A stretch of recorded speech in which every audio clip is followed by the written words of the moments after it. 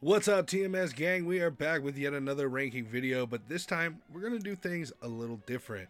In the previous videos, we went over each weapon in one video. Over this week, each day, a new video will be released, and at the end of the week, we will see who takes the crown for the best AR in Apex Legends. Now, before we get started, be sure to hit that sub button, smash the likes, and click the bell like you were Quasimodo to be notified when each video is released.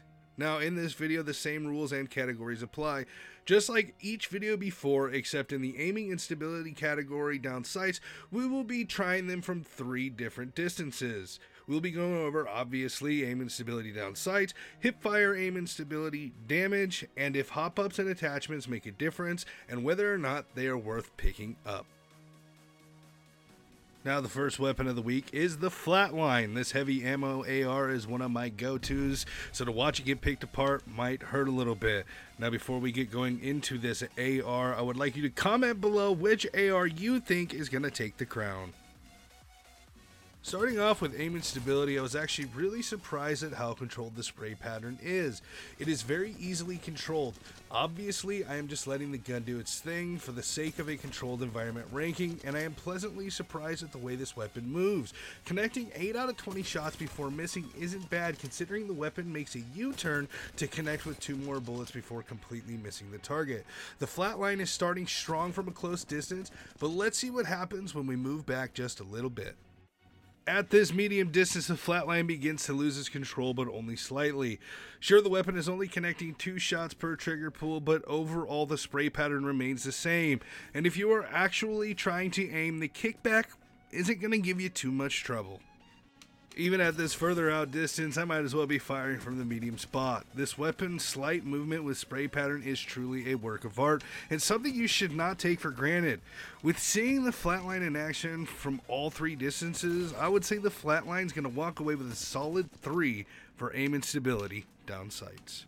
Now, this seems to be a first for these rankings. This weapon's spray pattern seems to completely change for every single attempt. Now, this is usually a bad thing, but if you truly look, even though it changes up, it still doesn't get off the target that much, and it still seems like it is magnetized to the enemy, and for that, hipfire will be getting a 3 out of 5 as well. Now is where the heavy ammo comes into play. Smacking with a huge 32 for headshot damage. This will take 8 headshots to put down an opponent, meaning you have a possibility of almost taking out an entire squad with 1 clip. If you have an aimbot, but that's besides the point that this weapon smacks.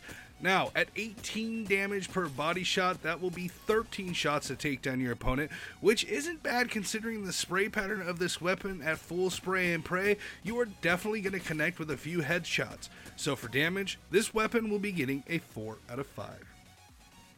After going through this weapon bone stock, it is obvious why it doesn't have a vast amount of hop-ups and attachments, with only getting a scope, larger magazine size, and a stock.